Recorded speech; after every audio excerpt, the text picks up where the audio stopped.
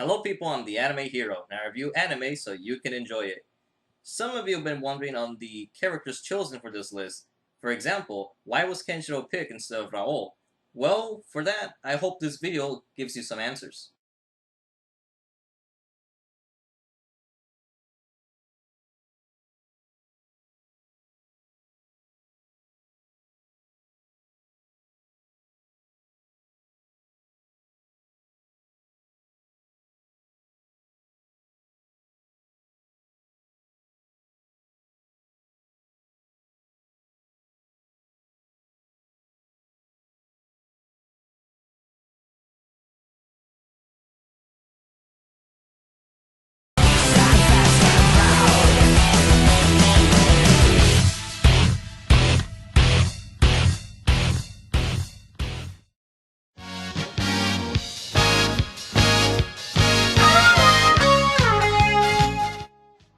I have no idea when I'll actually sit down and start making that list because this list took a lot out of me.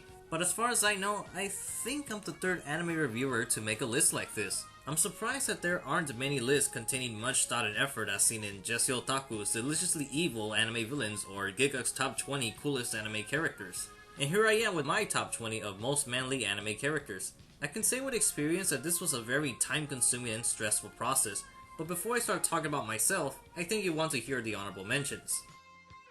This list went through a lot of changes when numbering the order of characters, but also the candidates I selected. This is the completed list, and here is the original roster of possible characters. Look at how different it is. There's even characters that aren't manly but are well written, such as Blackjack and Gintoki. What are they doing here?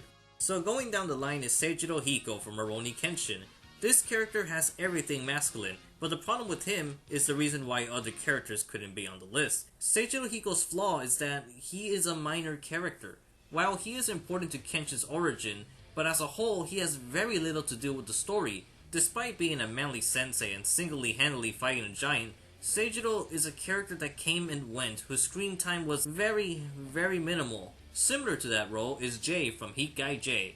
Jay is an android who was designed by Antonia Bellucci, who interestingly modeled Jay after her deceased father. Despite being an android, Jay is very manly, especially when the series itself is filled with Bishonen and shoujo looking characters. In terms of masculinity, Jay always fights with his fists, but also encourages others with endless manly advice. Again, he wasn't picked since he's not the main character, as the series has more of a focus on Daisuke Aurora, aka Hakugei. Alexander Louis Armstrong is another choice to, well, he's Armstrong. He combines alchemy with boxing and flexing with legendary techniques which has passed down the Armstrong family for generations. But again, failed to reach the top 20 for the same reasons. But I don't want you thinking that a main character has to be in the list. The problem with these three is their lack of focus. While they may dominate the scene when they appear, most of the time they're not the primary focus of the series they're in. This is partly why I went for Ramen Man from the Kinnikuman series, as he had his own spin-off anime, giving him a much heavy emphasis as a manly martial artist. Another example is Takamura, who managed to reach this list because of Hajime no Ippo New Challenger, as more than half the season was centered on Takamura. In short, some non-main characters just need to have a lengthy spotlight. Dragon Shiryu was another choice, but I just felt other characters had manlier moments. Shiryu is from Saint Seiya, who bears the dragon cloth. In the series, he held high popularity along with Phoenix Ikki. However, Shiryu stood out with his tenacity of fighting blind. At one point, Shiryu has lost his sight and his struggles with it were tragic, but it wasn't a permanent injury. A character that better displays this disability would be Shu from Fist of the North Star. However, Shiryu's other highlight was his refusal to stay dead. On more than one occasion, Shiryu was supposed to die, but he just doesn't, which is very manly.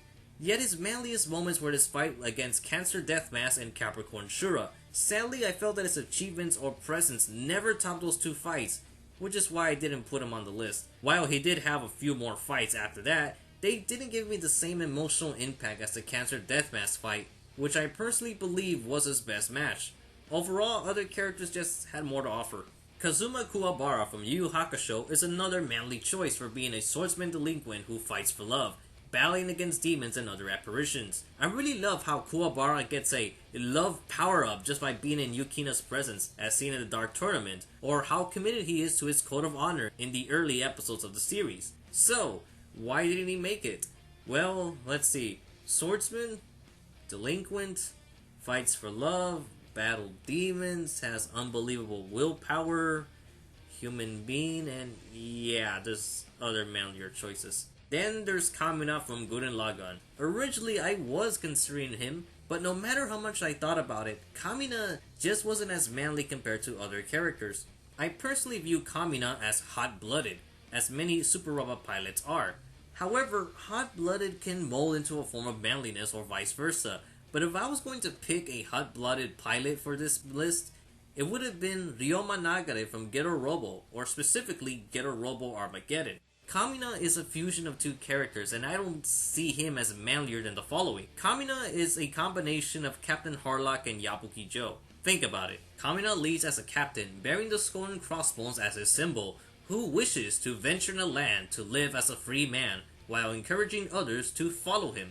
That's a hot-blooded version of Captain Harlock, but lacks the mature disposition of a leader. Kamina's departure is basically the same as Yabuki Joe's. For fuck's sakes, Joe's scene is constantly parodied, even in 2015, so that's why I didn't pick Kamina. Other characters that didn't make the list for similar reasons include Ryder from Fate Zero, Bean Bandit from Riding Bean and Gunsmith Cats, Chad Yastura from Bleach, Rock Lee or Might Guy from Naruto, and Jet Black from Cowboy Bebop.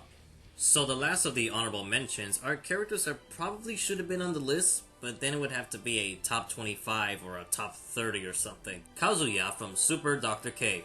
Basically, Kenshiro and Blackjack fused together. The series has recently started to be translated, and I already made up my mind on the order of characters, so I couldn't make room for changes. But something tells me that Dr. K is top 10 material. But since only 3 volumes have been translated, it wouldn't be fair to throw him purely on speculation. I already made a review on my channel, but yeah, Dr. K is very manly. Edajima Heihachi from Sakigake o Tokujuku. Originally, I thought of putting the principal of Tokujuku instead of Momo, but then I realized in the anime, he's just saying his iconic quote. He does have a few manly moments in the manga, and possibly did the manliest thing in the series, but his appearances are far and few. Furthermore, Edajima does have his own spin-off, but as luck would have it, the series resumed translation after I already made the list. In his youth, Edajima has done some very outrageously manly things. Well, the series isn't completely translated anyway, so I'd rather wait until his story is done. Captain Ahab Ismail Ali from Hakugei Legend of Moby Dick. This is another space pirate who happens to be very manly. Like John Silver, Captain Ahab is loosely based on a story being Moby Dick, as he did lose his eye and leg to the whale and wants to hunt him down. Again, I recently reviewed this anime. Oh, and Captain Ahab, he boxes against a cyborg. Manly! Devilman, aka Akira Fudo from Devilman. This is a character I wasn't sure to include in the list simply because of, well, lots of spoiler reasons, but I also thought he would be too broody for a manly list. Sure, I joke all the time with the word devil manly, but I found it to be more fitting in a list of anime anti-heroes or list of tragic characters. I was even considering tying him with Guts in a 2-for-1 spot, as they do share many similarities, but then I thought I would be tempted to do the same for other characters like the number 1 spot for Raoh and Kenshiro, which left me thinking this wouldn't be fair for the rest of the character, so in the end I just dropped them entirely. But now I'm still looking back and thinking that I probably should have dropped Yujiro and put him in between Rikyo and Guts. But then, this guy presented himself, Hyakimaru from Dororo and Hyakimaru. Again, I already had my mind set on what characters would be on the list, but then I came across an Osamu Tezuka series called Dororo, which starred a manly swordsman named Hyakimaru, who, long story short, is a handicapped man who slays yokai and demons to get his body back. The series had to serve as an influence of Berserk as they feel very similar, and likewise, if you read Devilman, then I recommend you check this out too. FYI, the anime is in black and white, making it my first 1960s anime experience. And lastly of the honorable mentions is a character that probably should have been in the list, being Naoto Date from Tiger Mask, a wrestler who fights against the Tiger's Den organization for the safety of an orphanage. This is a series I really want to watch, but I can't, since there are no English subbed episodes and you can't find much of the manga. This character has a lot of praise in Japan, and various other places, specifically King from Tekken. I saw a Spanish dub movie of Tiger Mask and wow, it is brutal. Tiger Mask is from the author Ashita Joe, and I really wish I could watch the series.